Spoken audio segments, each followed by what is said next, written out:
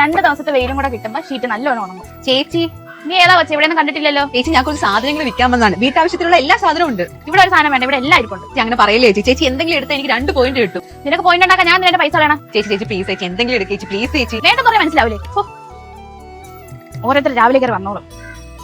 നിന്റെ ഷീറ്റ് അങ്ങനെ ആവശ്യം ഇന്നലെ 4 ഷീറ്റ് കൊണ്ടുണ്ടല്ലോ. കൊണ്ടുപോയി എടടി ഇവിടെ കിടന്ന 4 ഷീറ്റാ ബാഗിനകത്ത് നിന്ന് ഇപ്പൊ എടുക്കണം. ഷീറ്റാ? ഞാനൊന്നും എടുത്തിട്ടില്ല. നാടകം അഭിനയൊന്നും എന്റെ അടുത്ത് നടക്കൂല. മര്യാദയ്ക്ക് ഇവിടെ എടുത്ത് വെച്ചോ, അല്ലെങ്കിൽ ഞാൻ ഇപ്പൊ ആളെ കൂട്ടും. എന്റെ പൊന്നു ചേച്ചി ഞാൻ എടുത്തിട്ടില്ല. ബാഗിന്റെ 1,500 രൂപ മുതലാണ്.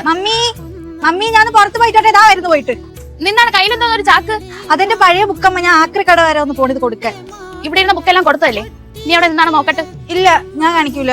എന്നിട്ട് നിന്നെ കാണിച്ചാ നിങ്ങൾ എടുത്താണ്. എനിക്ക് കുറച്ച് പൈസയുടെ ആവശ്യം, അതുകൊണ്ട് താണ്ടെ 4 ഷീറ്റ് എടുത്ത്. അമ്മ ഞാൻ പൈസ വെച്ചാലും തരൂലല്ലോ. കഷ്ടം തന്നെ ചേച്ചി. വീട്ടിൽ കുറച്ച് ദാരിദ്ര്യം ഉണ്ടെങ്കിൽ ആരും മുതൽ മോട്ടിക്കാറില്ല. താങ്ങിട്ട് വേഗം.